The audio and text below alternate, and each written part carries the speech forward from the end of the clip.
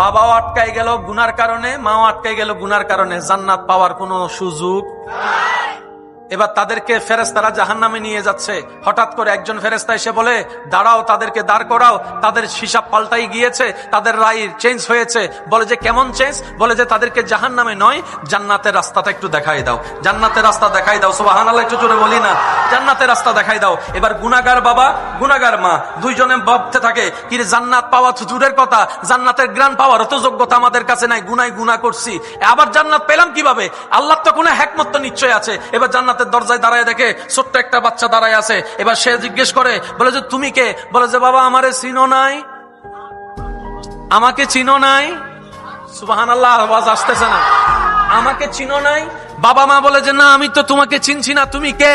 বলে যে আমি তোমার সেই সন্তান যে কোলে থাকা অবস্থায় আল্লাহ দুনিয়ার থেকে নিয়ে এসেছিল, তোমাদেরকে কিছুটা কষ্ট দিয়েছিল, আজকে তোমাদেরকে জান্নাতে দেওয়ার জন্য আমাকে মাসুম অবস্থায় আল্লাহ দুনিয়া থেকে নিয়ে আসছে।